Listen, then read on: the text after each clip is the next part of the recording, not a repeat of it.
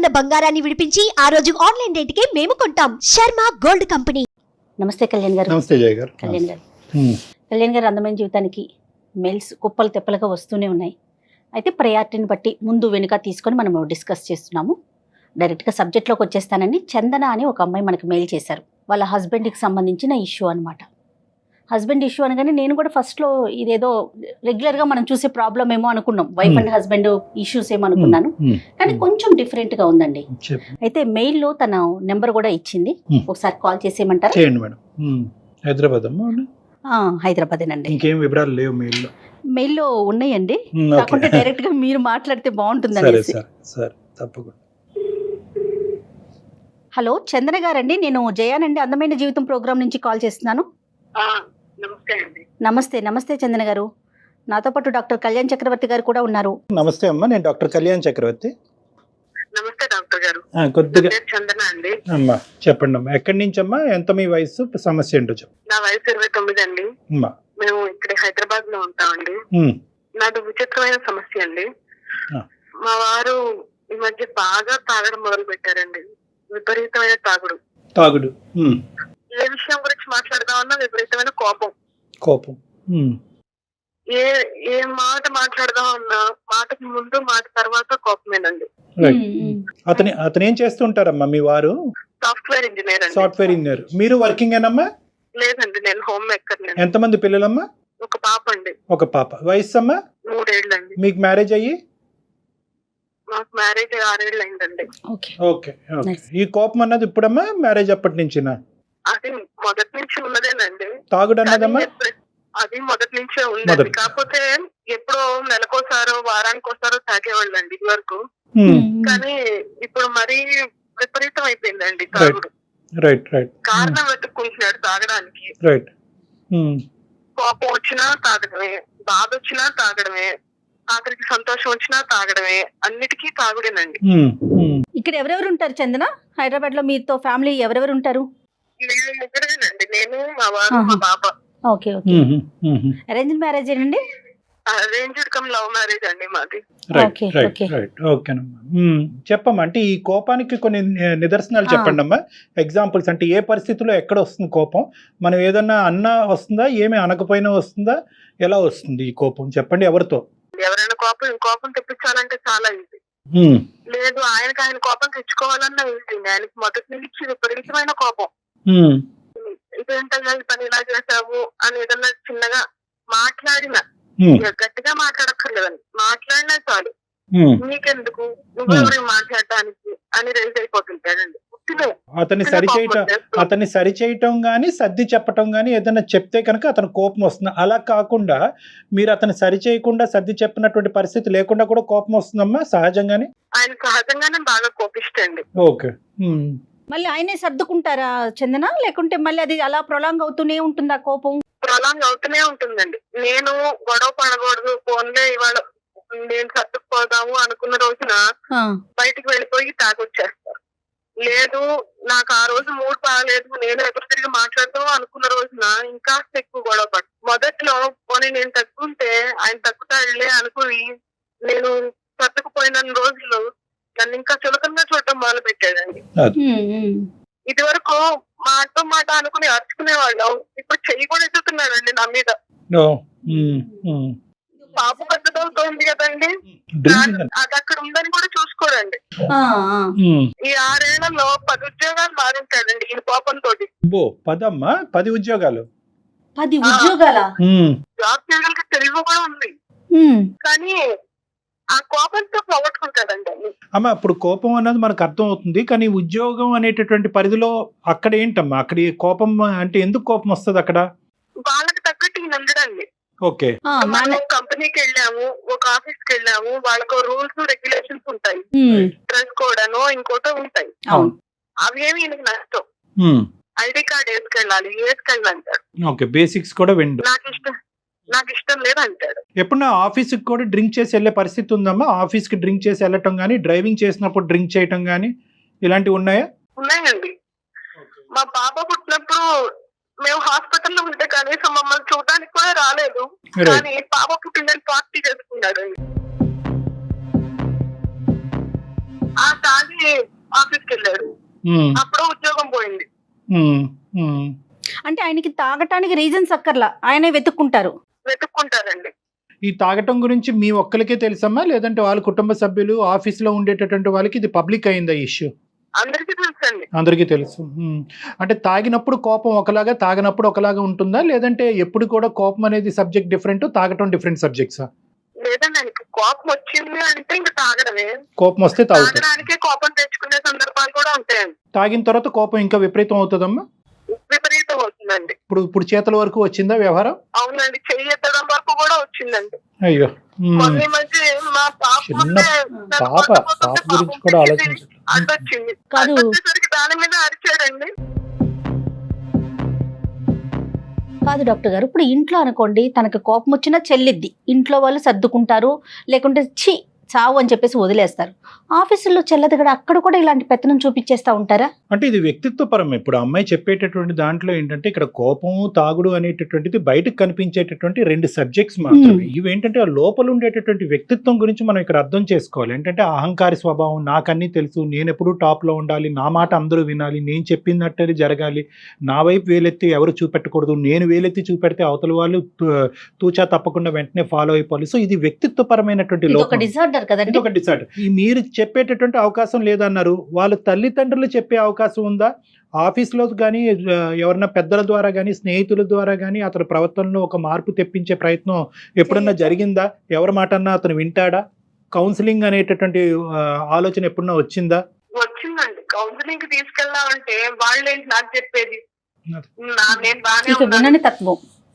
అంటే అహంకారం, నాకు మీరు చెప్పేది ఏంటి, నాకు అన్ని తెలుసు, అవన్నీ ఉన్నాయా? ఉన్నాయండి. ఎవరైనా సరే ఈయనకంటే తక్కువే, వాడు నా రేంజ్ కాదు. ఎవరితో చుట్టుపక్కల నైబర్స్ తో కూడా ఎవరితోనూ మాట్లాడదు. రైట్. ఎవరితో మాట్లాడదామన్నా గొడవే. ఈ డబ్బులు ఖర్చు పెట్టడం, స్నేహితులతో బయటకు వెళ్ళటమా అనేటటువంటిది ఉందా, లేదంటే ఆ తాగేదేదో 4 గోళ్ల మధ్యనే తాగుతాడా? బయటికి వెళ్తారండి, ఫ్రెండ్స్ తోనే తాగుతారండి.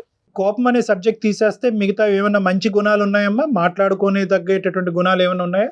మొదట్లో బాగానే ఉండేవారండి. మేము ప్రేమించుకునే రోజు మా వెనకాల బాగా తిరిగేవాడండి, రక్తంతో ఉత్తరాలు రాసేవాడు, గిఫ్ట్లు ఇచ్చేవాడు, చాలా ప్రేమగా ఉండేవారండి. పశ్చాత్తాపం ఎప్పుడున్నా ఉందమ్మా? చందన, సారీ నేను పొరపాటున కోపం వచ్చింది నాకు అనేటటువంటిది ఎప్పుడన్నా అలా ఉందమ్మా? ఎప్పుడన్నా పశ్చాత్తాపం, గిల్ట్ ఫీలింగ్, నేను డ్రింక్ ఆపేస్తాను, ఇంకెప్పటికీ కోపం రాకుండా చూసుకుంటాను అనే మాట ఎప్పుడన్నా వచ్చిందా? అది పెళ్లికి ముందు ఉండేదండి. పెళ్లికి ముందు బాగానే ప్రేమగానే ఉండేవారు. ఎప్పుడైనా నేను అలిగినా కోపపడ్డా నా అలగ తీర్చడానికి అన్నట్టుగా మాట్లాడేవారు, ప్రేమగానే ఉండేవారు. ఒక్కోసారి ఆయన బాగా కోపం తెచ్చేసుకుని అలిగి 3 రోజులు 4 రోజులు మాట్లాడకుండా ఉండేవాడు. అప్పుడు నేను ప్రేమలో ఉండి బాగా క్రేజీగా ఫీల్ అయ్యేదాన్ని విషయాలు. అమ్మాయికి అయితే హింట్ అయితే పెళ్లికి ముందే ఉంది. రైట్ అమ్మా, మీ పెద్దవాళ్ళకి తెలుసమ్మా ఇతనికి ఇలాంటి అలవాటు ఉందన్నది? పెళ్లికి ముందు తెలియదండి, పెళ్ళయ్యాక అందరికీ తెలుసండి. ఇప్పటికైనా చెప్పుకున్నారా మీ వాళ్ళకి మీరు ఈ కష్టాల్లో ఉన్నారని? తెలుసండి, అందరికీ తెలుసు. మీ అత్తగారు మామగారికి కూడా తెలుసండి. వాళ్ళే ఇంట్లో ఉండలేక విడిగా ఉంటున్నారండి. ఇతనితో మీరు ఎప్పుడైనా డిస్కస్ చేశారా చందన?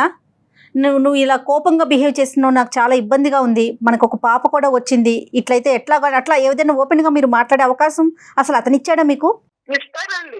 ఎప్పుడైనా మూడు బాగున్నప్పుడు బాగానే మాట్లాడతారు, కానీ తిప్పినట్టే తిప్పి జారిపోతుంటారండి. విన్నట్టే ఉంటారు, చివరాగరికి ఆయన చేయాలనుకున్నదే చేసేస్తారు. ఈ డ్రింకింగ్ ప్యాటర్న్ అనేటటువంటిది అమ్మ, ఎందుకంటే ఇప్పుడు ఈ రెండిట్లకి ఒకదానికొకటమ్మ. కోపం వస్తే తాగుతాడు, తాగితే కోపం వస్తుంది. సో ఇది ఒక విషస్ సైకిల్, ఇది ఒక పద్మవ్యూహం. దీన్ని ఎలా కట్ చేసి అతన్ని బయట వేయాలి అన్నది మనం ఆలోచించుకోవాలి. కొన్ని ఇంపార్టెంట్ ప్రశ్నలు, పగలు కూడా తాగుతాడమ్మా, నిద్ర లెగిస్తూనే తాగుతాడా? అటువంటి పరిస్థితిని మీరు ఎప్పుడన్నా చూసారా? ఎప్పుడన్నా తాగి పడిపోవటం అన్నది చూసారా? ఇంట్లో తాగరండి, ఇంట్లో మటుకు సిగరెట్లు ఎంతసేపు. నాకు కాస్త పూజ పురస్కారం అది చేసుకుంటానండి నేను. ఓకే చందన. నేనేమో అగరబత్తిని వెలిగించుకుని ఆగోపం పిలుద్దామంటే సిగరెట్లు వెలిగించి ఆగోపం నాకు ఇస్తూ ఉంటాడు. అయ్యో, ఆ విషయం గొడవ పడితే దానికి వెళ్ళి తాగుతాడండి. తాగొచ్చి మళ్ళీ గొడవ పడతాడండి. మళ్ళీ గొడవ పడతాడు. ఆయన గొడవ ఈజ్ ఈక్వల్ టు తాగటం. ఈ రెండు పక్క పక్కనే పెట్టుకున్నారు. అమ్మ ఇప్పుడు చందన, మీరు ఏమనుకుని మాకు కాల్ చేశారమ్మా? అంటే ఏంటి మీ ఉద్దేశం ఏంటంటే, ఈరోజు మీరు ఈమెయిల్ పంపించడానికి ప్రధానమైన ఉద్దేశం ఏంటంటే, అంటే ఎవరికి వాళ్ళు ఇక్కడ తుడిచిపెట్టి పక్కన పెట్టేటటువంటి వాళ్ళందరూ తప్పించుకున్నారు, వాళ్ళ పేరెంట్స్ తప్పించుకున్నారు, మరి అన్న చెల్లెలు అక్క తమ్ముళ్ళు ఎవరైనా ఉంటే వాళ్ళు కూడా దూరంగా ఉన్నారు, భార్య కాబట్టి మీకు దిక్కులేదు, పిల్లలుగానే ఉన్నారు కాబట్టి మీరు అలా కాంప్రమైజ్ అయ్యి ఉంటున్నారా? మీ ఆలోచన ఏంటమ్మా? ఎందుకు ప్రధానంగా మాకు ఈమెయిల్ చేశారు ఈరోజు? మొన్న ఈ మధ్య అండి బాగా తాగొచ్చి నా మీద చెయ్యెత్తపోతే పాప అడ్డం వచ్చిందండి. అయ్యో. దాని మీద అరిచేదండి. పాపం అది చిన్న పిల్లగా వెండి చంటిది దగ్గర పెట్టుకుని జ్వరం వచ్చేసిందండి. అయ్యో అయ్యో. దాని మీద కోపం చూపించిన దగ్గర నుంచి నేను ఇంక తట్టుకోలేకపోతున్నానండి.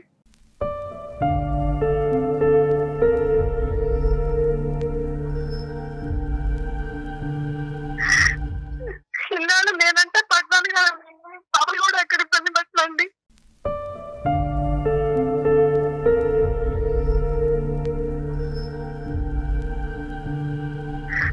కొన్ని సార్లు తెచ్చిపోదాం అనిపిస్తుంది. అయ్యో. అది చందన అలా కదమ్మా, ఇక్కడ ఏంటంటే మీకంటూ ఇంకొక బాధ్యత కూడా ఉంది, పాప రూపాన ఒక బాధ్యత ఉంది. అన్నిటికంటే ఇక్కడ ఒక ట్విస్ట్ కానీ లేదంటే ఒక కీలకమైన అంశం ఏదైనా ఉందంటే మీ జీవితంలో, కోపడినటువంటి వ్యక్తికి తన కోపం వల్ల తాగటం వల్ల జరిగేటటువంటి నష్టం 1% కూడా అవగాహన లేకపోవటం అన్నది ఇక్కడ ముఖ్యంగా మీరు బాధపడే అంశం. కోపం, తాగటం ప్రత్యేకంగా మగవాళ్ళలో ఒక సహజమైన సబ్జెక్ట్ ఈ రోజుల్లో. అంటే మీ సమస్యని నేను చిన్నగా చూస్తున్నాననే ఉద్దేశం కాదు, కానీ చాలా సహజమైన సబ్జెక్ట్. కానీ ఇక్కడ ఎక్కడా కూడా అతను ఆలోచించట్లేదు, దీనివల్ల జరిగేటటువంటి పరిణామాల గురించి అతను ఆలోచించట్లేదు, వేరే వాళ్ళు చెప్పినా కూడా వినట్లేదు. అది ఇక్కడ దురదృష్టకరమైన పరిస్థితి. 10 ఉద్యోగాల దాకా మారారంటున్నారు, మధ్యలో గ్యాప్ వచ్చి ఉంటుంది కదా, ఫైనాన్షియల్ గా ఇబ్బందులు ఇలాంటివి ఫేస్ చేసినా కూడా ఏం పట్టించుకోరంటారా ఇలాంటి క్యారెక్టర్? ఏ చందన? ఆర్థికంగా వాళ్ళకి కొంత ఆస్తులు అవి ఉన్నాయండి, అలా అలా మెట్టుకొస్తున్నాం, కానీ ఎదుగు పొదుగు లేదండి. ఏమాత్రం అంటే అండి తింటే కరిగిపోతాయి. అరే ఆ ఉద్యోగం పోయింది కాబట్టి అది నా కారణం అనేటటువంటి అవగాహన అతనికి ఉందమ్మా, లేదంటే వాళ్ళకి నన్ను ఉంచుకోవటం చేతకాక నన్ను తీసారంటాడా? అదేనండి, ఆ ఉద్యోగం పోయిన రోజున డైరెక్ట్ గా ఇంటికి రాడండి, బయటకు వెళ్ళిపోయి తాగేసి అప్పుడు వచ్చి చెప్తాడండి, వాళ్ళని తీసేశారు, చేతగాని వెదవాళ్ళు, వాళ్ళకి పని చేయించుకోవడం చేత కాదు, వాళ్ళకే పని చేత కాదు. అదేనమ్మా చంద్ర, ఇక్కడ దురదృష్టం ఏంటంటే చచ్చిపోవాలి చనిపోవాలనే ఆలోచన దయచేసి తీసి పక్కన పెట్టేయండి. సింపుల్గా నేను ఒక మాట చెప్తాను, అంటే ఇది నా స్థానంలో కూర్చున్నటువంటి వ్యక్తికి సింపుల్ ఏమో, అనుభవించేటటువంటి మీకు చాలా కష్టం. మీ యొక్క సమస్యకి మా అందమైన జీవితం తరపున పూర్తి స్థాయి సానుభూతి అన్నది ఉంది, ఎటువంటి సహాయం అన్నా మేము చేయడానికి రెడీగానే ఉన్నాం. మీ వరకు కూడా నేను చెప్పేది ఏంటంటే, ఇక్కడ ద డెసిషన్ ఈజ్ యువర్స్. చావు తప్ప మీరు ఏ డెసిషన్ అన్నా తీసుకోండి. ఉండాలనుకుంటున్నారా, మనిషి మారటానికి అవకాశం ఉందా లేదా, మార్పు రాకపోతే కనుక ఉండండి, లేదంటే బయటపడండి. సో నేను అనేది ఏంటంటే, చావు అనే సబ్జెక్ట్ తీసేస్తే మనం మిగతా ఆప్షన్స్ మాట్లాడుకోవడానికి అవకాశం ఉంటుంది. మీ బిడ్డ గురించి మీరు బతకాలి, మిమ్మల్ని కన్నా మీ అమ్మ నాన్న గురించి మీరు బతకాలి. So kindly delete that word. ఇప్పుడు ఏం చేయాలి? ఇక్కడున్న పెద్ద టర్నింగ్ పాయింట్ అండ్ ట్విస్ట్ ఏంటంటే కనుక, ఈ మనిషికి 0.5% కూడా అతను తప్పు చేస్తున్నాడు, తప్పుగా వ్యవహరిస్తున్నాడు, ప్రవర్తిస్తున్నాడు అనేటటువంటి అవగాహన లేకపోవటం అనేటటువంటిది ఇక్కడ ప్రత్యేకం. 90% సమస్యలు ఇక్కడే వస్తాయి. అవగాహన ఉంటే ఏం ప్రాబ్లం లేదు, మీరు చేయి పట్టుకుంటారు, అతను మీ చేయి పట్టుకుంటారు, ఏదో ఒక చోటకి వెళ్తారు, ఎవరి చేతో కౌన్సిలింగ్ చేయించుకుంటారు, డాక్టర్లే అక్కర్లేదు, మీ ఇంట్లో పెద్దవాళ్ళే కౌన్సిలింగ్ చేసి అతను బయటకు వేస్తారు. ఎందుకంటే అరే నీకు బరువు బాధ్యతలు తెలియవా, నీకు బాధ్యతలు తెలియనప్పుడు నువ్వు ఎందుకురా పెళ్లి చేసుకున్నావు, ఇల్లు గొల్ల చేస్తున్నావు, డబ్బులు ఖర్చు పెడుతున్నావు, సమాజంలో మర్యాద పోగొట్టుకుంటున్నావు, భార్యగా ఇలువ లేవు అనేటటువంటి ఈ పదాలు ఎవరు వాడినా కూడా ఆటోమేటిక్గా అక్కడ కౌన్సిలింగ్ జరిగినట్టే మనిషిలో ఎంతో కొంత మార్పు వస్తుంది. సో ఇక్కడ పెద్దవాళ్ళు అనేటటువంటి వాళ్ళు ఎప్పుడో ఇందులోంచి బయటకు వెళ్ళిపోయారు అన్నట్టు నాకు అనిపిస్తుంది ఆవిడ మాట. ఈవిడ ఒంటరి పోరాటం చేస్తుంది ఆవిడ. సో ఈరోజు ఆ మనిషిని మా దగ్గర తీసుకురావడానికి ప్రయత్నం చేసినా కూడా అది ఉపయోగపడలేదని అంటున్నారు కదా చందన గారు. అది కూడా ఒక గొడవేనండి. నేను ప్రయత్నించి చూసానండి, మా అమ్మ వాళ్ళకి మా నాన్నగారు అన్నయ్య వచ్చి ఒకసారి మాట్లాడపోతే, మీరెవరు మాట్లాడడానికి, మీరెందుకు కల్పించుకుంటున్నారు, అసలు నువ్వెందుకు చెప్పావు వాళ్ళకి అని అది ఇంకో గొడవ. ఆఫీస్ బయట కోపగించుకోవటం, బయటకు వెళ్ళి తాగటం అనే అంశాల గురించి మనం మాట్లాడుకుందాం. అది మీ పరిధిలో లేనటువంటి అంశం. మీకు సంబంధించిన అంశం ఏదైనా ఉందా? అతను ప్రత్యేకంగా మీరు స్లోగా చేస్తారనో, కరెక్ట్గా చేయరనో, నీట్గా ఉంచరనో, పాపం సరిగ్గా చూసుకోరనో, ఇలాంటి ఏమైనా కరెక్టబుల్ సబ్జెక్ట్స్ అంటే మార్పు తీసుకురాగలిగేటటువంటి సబ్జెక్ట్స్ ఏమన్నా మీలో ఉన్నాయా? అవేమన్నా మీరు ఆ ప్రయత్నం ఏదన్నా చేస్తే కనుక మనిషి ఏమన్నా కొంతవరకు చల్లబడేదానికి అవకాశం ఉందా? అన్ని రకాలుగా ప్రయత్నించి చూశానండి. అన్ని రకాలుగా చేసిన తర్వాత ఇక నా వల్ల అయితే డివోర్స్ తీసేసుకుందాం అనే ఆలోచన వచ్చింది. మళ్ళీ పాప న్యాచురల్గా మెయిన్ అదే కదా ఇష్యూ. పాప గురించి మీరు ఉన్నారు. పాపం తను ఎటు డిసైడ్ చేసుకోలేకపోతున్నారు. చదువుకున్నారా చందన? మీరు ఎంతవరకు చదువుకున్నారు? నేను ఎంఎస్సీ చదివానండి. ఏంటండి అసలు ఈ సమస్యకి అసలు పరిష్కారం అంటే మనం ఏం మాట్లాడుకోవాలి కళ్యాణ్ గారు? అందరికీ స్ట్రైట్ ఫార్వర్డ్ గా మనం సమాధానం ఎలాగైతే అందమాని జీవితం ప్లాట్ఫామ్ ద్వారా చెప్తున్నామో ఇదంతా స్ట్రైట్ ఫార్వర్డ్ ఇష్యూ కాదమ్మా. నాకేమీ తెలియని వాడి కన్నా చెప్పొచ్చు, నాకు అన్ని తెలిసిన వాడికన్నా చెప్పొచ్చు. మధ్యస్థం ఉండి తెలిసి తెలియనటువంటి వాళ్ళకి, కానీ అహంకారంతో రగిలిపోతున్నటువంటి వాళ్ళకి మనం ఏం చెప్పలేం. ఇది అహంకారం. దీన్నే మనం ఏమంటాం అంటే గ్రాండియోసిటీ అని అంటూ ఉంటాం. నాకు అన్ని తెలుసు, నాకెవరూ చెప్పక్కర్లేదు. కాన్సిక్వెన్స్ ఇక్కడ చూడండి, ఇక్కడ ఆవిడ బాధపడుతుంది, కన్నట్టుంటే ఆ చంటి పిల్ల బాధపడుతుంది, ఆర్థికంగా ముందుకెళ్ళకపోతున్నారు, 10 ఉద్యోగాలు మారినాయి, లోపల శరీరం ఎంతో హోనమైందో ఆ సబ్జెక్ట్ గురించి మనం మాట్లాడలేదు. సో ఇన్ని పరిణామాలు ఉన్నా కూడా ఆ మనిషి అలా ముందుకెళ్ళిపోయేటటువంటి తత్వం చూడండి, అది వ్యక్తిత్వపరమైన లోపం. అందుగురించి దురదృష్టం మనం చందన గారికి ఒక స్ట్రైట్ ఫార్వర్డ్ రెస్పాన్స్ అనేది మనం ఇవ్వలేకపోతున్నాం. కానీ మీరు చెప్పేటటువంటి మాట నెగ్గలేకపోతున్నాం కాబట్టి బయటికి వెళ్ళి కౌన్సిలింగ్ చేయాలి అనేటటువంటి అంశాన్ని సహజంగా మేము సజెస్ట్ చేస్తాం. అది మీరు ఇప్పటివరకు ఎంత ప్రయత్నం చేసినా ఇంకొక ప్రయత్నం, ఇంకొక మెట్టు ఎక్కి చేయండి అని అంటున్నాం. ఇది ఎందుకు అంటామంటే కనుక ఇలాంటి వ్యక్తుల్ని మా లాంటి వాళ్ళ దగ్గరికి తీసుకొచ్చి, లేదంటే ఇంకో కౌన్సిలింగ్ సెంటర్ కన్నా తీసుకెళ్ళి ఆ తాగుడికి ఏదైనా విరుగుడుగా మందు ఏదైనా వాడాలి అంటే కనుక నీకు ప్రాబ్లం ఉంది కాబట్టి మాతో పాటు రా అంటే వీళ్ళు సచ్చినా రారు. ఎందుకంటే నీకు నీ వల్ల నీ నీ నీ నీ నీ యొక్క వ్యవహారం వల్లే ఇలా అయింది అనేటటువంటి బ్లేమింగ్ యాటిట్యూడ్ ప్రధానమైనటువంటి అంశం చందన గారు వీళ్ళకి నచ్చదు. అలాంటి పరిస్థితుల్లో ఏంటంటే ఎలాగైతే మీకు ఒక కడుపు నొప్పి, ఒక కాలు నొప్పి, ఒక తలనొప్పి వస్తే కనుక మీతో పాటు ఒక హాస్పిటల్కి అతను వస్తాడు అని నేను అనుకుంటున్నాను. లేదంటే పాపకి ఏదన్నా సమస్య వస్తే కనుక వస్తాడో, అలాగా మీకో ఆ బిడ్డకో ఏదో సమస్య వచ్చినట్టుగా ఒక పరిగణలోకి తీసుకొచ్చి మాలాంటి వాళ్ళు తలుపులు తడితే కనుక అప్పుడు ఆటోమేటిక్గా ఏంటమ్మా నీ సమస్య అని మేము విడమర్చడానికి ప్రయత్నం చేస్తే దానికి మూలమైనటువంటి కారణం ఇది అన్నట్టుగా మీరు చెప్తే స్లోగా ఆ కౌన్సిలింగ్ కాస్త అతని వైపు టెక్నికల్గా డైవర్ట్ చేయడానికి అవుతుంది. ఇది ఎండ్ రిజల్ట్. అంటే నేను ఏమంటున్నానంటే ఒక డాక్టర్ చేసేటటువంటి వ్యవహారం ఒక సైంటిఫిక్ వ్యవహారంకి తీసుకురాగలిగేటటువంటి ఒక ఇండైరెక్ట్ మార్గం.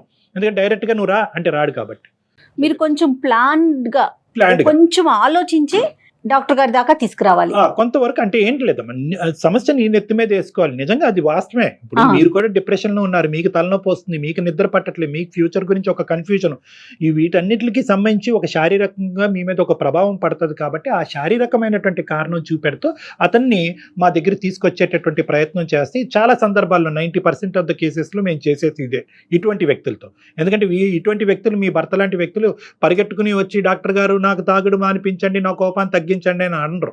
వాళ్ళు ఏంటంటే బండి తోసి ఒక 20-30 సంవత్సరాల తర్వాత మా తలుపు తడతారు. ఈ లోపల మీ వయసు అయిపోతుంది, మీ భవిష్యత్తు చెడిపోతుంది. కాబట్టి ఈ ప్రయత్నం ఒకటి చేయడానికి ఆలోచన. రెండో అంశం ఏంటంటేనమ్మా నేను చెప్పేది, బహుశా ఈ కోపం అనేటటువంటిది 6 సంవత్సరాల పాటు మనం ఒక స్పెక్ట్రమ్ కింద చూసుకుంటే అన్ని సందర్భాల్లో ఇలా ఉండదు.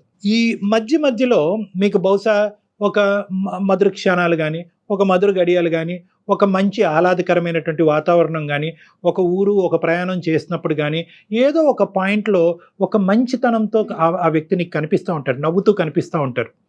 యూజువల్గా మనం కోపం వచ్చేటటువంటి వ్యక్తిని ఏంటంటే ఆ కోపం ఉండేటటువంటి సందర్భంలోనే మనం డీల్ చేయడానికి ట్రై చేస్తాం. వాళ్ళ కోపం 2 రెట్లు ఎక్కువ అవుతుంది, లేదంటే తాగొచ్చి ఆ కోపాన్ని 2 రెట్లు పెంచుకుంటారు.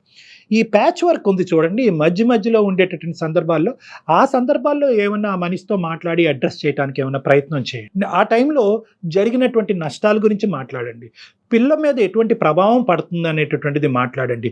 నీ తప్పు అన్నట్టుగా మాట్లాడకుండా అతను కోపాన్ని తగ్గించేటట్టు. ఎప్పుడు ఎలా ఉంటుందండి, ఏమండి మీ కోపం వల్లే పిల్ల ఇలా అయిపోయిందండి, మీ కోపం వల్లే ఆ ఆస్తులు ఇలా పోయినాయండి, మీ కోపం వల్ల ఈ ఉద్యోగం పోయింది. ఈ మీ కోపం వల్ల నువ్వు పోగొట్టుకున్నావు అనేటటువంటి మాట తీరు మీరు ఎప్పుడైతే అవలంబిస్తారో వాళ్ళు మిమ్మల్ని పొమ్మంటారు, ఇంకా కోపం పెరుగుతుంది. సో ఇక్కడ ఏంటంటే బ్లేమ్ గేమ్ కింద కాకుండాని ఇంకో పద్ధతిలో ఏదన్నా ఒక మంచి క్షణంలో, ఒక మధురమైనటువంటి క్షణంలో అతను ఒక మంచి మూడ్లో ఉన్నప్పుడు చెప్పేటటువంటి దానికి ప్రయత్నం చేయండి. అది ఎలా చెప్పాలి డాక్టర్ గారు అని మీరు నన్ను అడగచ్చు. చాలామంది ఆడవాళ్ళు అడుగుతూ ఉంటారు, ఎలా చెప్పాలి, అలాగా అతన్ని కించపరచకుండా, అతన్ని బ్లేమ్ చేయకుండా ఎలా చెప్పాలి అంటే కనుక అంటే ఎప్పుడు కూడా గెయిన్ ఫాలోడ్ బై లాస్ అంటూ ఉంటాం.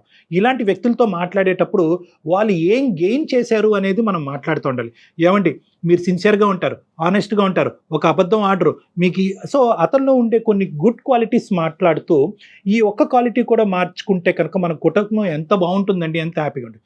ఎప్పుడు కూడా బ్లేమ్ గేమ్ అనేటువంటిది నచ్చదు. నష్టాల నుంచి మొదలుపెట్టి ఇవన్నీ మార్చుకుంటే మా జీవితం నష్టం పోయాము, మీరు ఇలా చేసేసారు, అలా చేసేసారంటే కనుక వీళ్ళు వినేటటువంటి ఓపిక ఆలోచన ఉండదు. సో ఎప్పుడు కూడా ఒక గెయిన్ గురించి మాట్లాడండి, ఒక పాజిటివ్ ఆస్పెక్ట్ గురించి మాట్లాడండి. ఇందాక కూడా నేను అడిగాను, ఏమన్నా ఉన్నాయమ్మా ఇంకా ఏమైనా మంచి లక్షణాలు అంటే కనుక మీరు కూడా ఆలోచించలేకపోతున్నారు. ఆ మనిషిలో ఏదో ఒక మంచి లక్షణం కనిపించవచ్చు, దానివైపు ఆలోచించడానికి ప్రయత్నం చేసి అది అతను ముందుంచి నిదానంగా చెప్పేటటువంటి ప్రయత్నం చేయండి. మూడో అంశం, దయచేసి ఏంటంటే ఇలాంటి వ్యక్తులకి పంచాయతీలు నచ్చవు. నన్ను చిన్నగా చూస్తుంది అనేటటువంటి ఆస్పెక్ట్ ఈ వ్యక్తులకి నచ్చదు. సో ఏంటంటే సహజంగా అది కామన్, అన్ని ఇళ్లలో ఏమవుతుందంటే తాగి అరిచి కొట్టి తిట్టేటటువంటి మగాడికి కానీ బుద్ధి చెప్పాలి అంటే కనుక వాళ్ళని పిలవండి, వీళ్ళని పిలవండి అని పంచాయతీలు పెడతా ఉంటారు. ఎప్పుడైతే పంచాయతీలు పెడతారో ఆ మనిషి యొక్క ఈగో కాస్త బ్రేక్ డౌన్ అయిపోతుంది, వ్యక్తిత్వం విరిగిపోతుంది, నా పరువు పోయిందని అంటాడు. ఇదిగో ఇప్పుడు వరకు ఇంతే చూపెట్టాను కదా, ఇక ముందు నుంచి నీకు ఇంత చూపెడతానని చెప్పి ఇంకా రచ్చ అనేటటువంటిది ఇంట్లో పెరుగుతుంది. సో అది చేసేటటువంటి ప్రయత్నం చేయకండి. అంటే మీ ఇష్యూలో it is between the 4 walls. So ఈ విధంగా ఏమన్నా ఒక అవకాశం ఉందేమో ట్రై చేయండి చందన గారు. దానికి మించి ఏమన్నా మీకు సమస్యకి పరిష్కారం దొరకకపోతే ఖచ్చితంగా మమ్మల్ని కాంటాక్ట్ అవ్వండి. అప్పుడు ఆ సమయం సందర్భాన్ని బట్టి ఒక సూచన ఇవ్వటం జరుగుతుంది. ఒకసారి డాక్టర్ గారి దగ్గరికి ఇప్పుడు ముందుగా చెప్పినట్టుగా ఏదన్నా ముందుగా ఎవరికైనా హెల్త్ బాగోలేదనో ప్లాన్డ్గా తీసుకొచ్చే ప్రయత్నం అయితే ఒకటి ఫస్ట్ చేయటం బాగుంటుందేమో చందన. అంటే ఇది అంత స్ట్రైట్ ఫార్వర్డ్ కాదమ్మా, నేను చెప్పాను అనుకున్నంత ఈజీ కాదు, బట్ మీరు కొంచెం కష్టపడాలి. నేను ఫ్లూయెంట్ గా అన్ని చెప్పాను కానమ్మా, 1 by 1. ఇవేంటంటే at the end of the day ఏది అందులో ఫిట్ అవుతుంది, మీ ఇంటి పరిస్థితులు బట్టి నేను చెప్పినటువంటి ఏ సూచన సలహా ఫిట్ అవుతుంది అన్నది మీరు ఆలోచించుకోండి. లేదండి అన్ని సలహా సూచనలు అన్ని నేను పాటించాను, నేను విసిగి వేసారిపోయాను, చావు తప్ప నాకు ఇంకో గత్యంతరం కనిపించట్లేదంటే దయచేసి you walk out of that marriage. ఎవరు మిమ్మల్ని రోడ్ బ్లాక్ చేసి పెళ్లి చేసుకున్నారు కాబట్టి పుట్టినా చచ్చినా అక్కడే చావమని ఎవరు అనట్లేదు. ఒక మనిషి మారటానికి ప్రయత్నం చేశారు, ఓపికగా 6 సంవత్సరాల పాటు ఉన్నారు, ఇప్పుడు బిడ్డ మీద కూడా ప్రభావం పడుతుంది, మాట కాస్త చేతల వరకు వచ్చింది, ఇంకా చాలు ప్రయత్నాలు చేయండి, వీలు కాకపోతే బయటపడండి. ప్రయత్నం అయితే చేయండి, ఇంకొకసారి ఆలోచించండి చందన. బయట కారణాలు చూపెట్టేటటువంటి వ్యక్తిత్వాలు ఉంటాయన్నమాట. ఏదో ఒక కారణం కనిపిస్తూ ఉంటుంది. ఇందాక ఏంటంటే 2 రకాలు ఉంటాయి తాగేటటువంటి వాళ్ళకి. ఒకటి ఏంటంటే సహజంగా ఉండి కారణం ఉండి తాగేటటువంటి ఒక బ్యాచ్ అయితే కనుక తాగుడికి బానిస అయ్యి ఏదో కారణం చూపెట్టకపోతే సమాజం మనం తాగటాన్ని సమర్థించుకోలేమని చెప్పి ఈ కారణం ఆ కారణం ఆ కారణం అని చూపెట్టేటటువంటి వాళ్ళకి వాళ్ళ జీవితంలో కనిపించే పాజిటివ్ పాయింట్స్ వైపు వాళ్ళు చూపెట్టరు. ఎందుకంటే పాజిటివ్ పాయింట్స్ వైపు చూపెట్టారు, అరే నీకు బిడ్డ ఉంది కదా, చక్కగా ఉంది, ఆపేయచ్చు కదా అంటే తాగుడు ఆపేయాలి, అది మన వల్ల కాదే. సో కాబట్టి ఏంటంటే ఎప్పుడు కూడా వాళ్ళు నెగిటివ్ పాయింట్స్ వైపే చూపెడుతూ వాళ్ళు వీళ్ళు అని చెప్పి అందరి వైపు వేలెత్తి చూపెట్టు తాగుతూ ఉంటారు. వాళ్ళ జీవితంలో పిల్లలు ఇవి అనేటటువంటి ఎక్కువ ప్రభావం చూపెట్టదాం. చందన విన్నారు కదా చందన? ఎస్, డాక్టర్ గారు చెప్పినట్లుగా కొంచెం ఇవన్నీ మనం చెప్పటం చాలా సింపుల్గా అనిపించవచ్చు, మీరు పాటించడం కష్టమే, బట్ మీ కాపురాన్ని నిలబెట్టుకోవాలంటే తప్పదండి. కొంచెం ఓపికగా 1 by 1 step by step try చేస్తూ చూడండి. మీకు ఇంకా పర్సనల్గా మాట్లాడాలని ఉంటే నేను నెంబర్ కూడా మీకు ఫార్వర్డ్ చేస్తాను. మీ నెంబర్ నా దగ్గర ఉంది కదా, ఒకసారి డాక్టర్ గారిని కూడా మీరు కన్సల్ట్ చేయొచ్చు. రైట్, కానీ ధైర్యంగా ఉండండి చందన, ధైర్యాన్ని మాత్రం కోల్పోవద్దు. మీ ఫ్యామిలీ సపోర్ట్ కూడా తీసుకుని వాళ్ళతో మాట్లాడుతూ వాళ్ళకి దగ్గరగా ఉండటానికి కూడా ప్రయత్నం చేయండి అమ్మా. ఎందుకంటే ఇలా అయితే నిరాశ పడిపోయి నీరసించిపోతారు. సో ఫ్యామిలీతో కాంటాక్ట్ మెయింటైన్ చేయటము, మీకంటూ ఒక నావిగేషన్ పెట్టుకోవటం, ఒక జాబ్ చేయటం, పాపతో పాటు టైం స్పెండ్ చేయటము, ఏదన్నా మీరు మాస్టర్స్ చేశానని అంటున్నారు, మీరు ఎడ్యుకేటెడ్ పర్సనే, మీకంటూ ఒక ఉద్యోగం చూసుకోవటం, సో మీ లైఫ్ అంటూ కూడా ఒక ప్రయాణం మొదలు పెట్టాలేమో అనేటటువంటిది కూడా గుర్తుపెట్టుకోండి. మీకు ఒక సోషల్ లైఫ్ ఉండాలి, ఒక సామాజిక పరమైనటువంటిది ఒక కెరియర్ అనేటటువంటిది ఉండాలి. ఇవన్నీ కూడా బిల్డప్ చేసుకుని మీ కాలం మీద మీరు నిలబడే ప్రయత్నం కూడా చేయండి. టోటల్ గా ఆయనే కనిపిస్తున్నారు, సో కొంచెం దాని నుంచి మీరు బయటకు వచ్చే ప్రయత్నం చేస్తే కొంచెం ఏదైనా బెటర్ ఉంటుందేమో. ఓకే చందన? ఓకేనమ్మా, right Chandana, all the best అండి. థ్యాంక్ యూ, నమస్తే. జనరల్ గా చూస్తూ ఉంటారా కళ్యాణ్ గారు ఇలాంటి కేసెస్ ఎక్కువేనండి? వెరీ కామన్ అమ్మా. కానీ ఈ అవునండి. అమ్మాయి దురదృష్టం ఏంటంటే పాపం చాలా ఓపిక్ గా పోరాడింది. అంటే మనం వన్ సైడ్ ఆఫ్ ది వర్జనే విన్నాము. అవునవును. అతనితో మాట్లాడితే బహుశా ఈ అమ్మాయి గురించి ఏం చెప్తాడో మనకు తెలియదు, కానీ అది వేరే అయితే బట్ ఇంట బయట కూడా అలానే ఉన్నాడు కదా క్యారెక్టర్ చూస్తుంటే మనం. మల్టిపుల్ ఎగ్జాంపుల్స్ కనిపిస్తున్నాయి. చాలా సహజమైనటువంటి ప్రాబ్లమే. ఇందాక నేను ఒక పాయింట్ చెప్పాను చూడండి, నాకు సమస్య అది అని అనిపించే వాడి దగ్గర ఇది అసలు సమస్యే కాదమ్మా. నాకు లేదు, సమాజంలోనే సమస్య ఉంది అని అనుకునేవాడు మిగతా వాళ్ళందరినీ కూడా తిప్పుతూ ఉంటారు, ఇబ్బంది పెడుతూనే ఉంటారు. ఇష్టమైన పరిస్థితి అదనమాట. Right. Thank you. Thank you Kalyan గారు. Thank you. నమస్తే. అందమైన జీవితం సమర్పిస్తున్నవారు 49 అంటే సంతోషం, 49 అంటే సంతానం. సమర్పిస్తున్నవారు అనిల్ నాయర్ క్లాసెస్. సులువైన పద్ధతిలో ఆన్లైన్ కోచింగ్ ద్వారా అత్యుత్తమ విద్యాబోధన అనిల్ నాయర్ ప్రత్యేకత.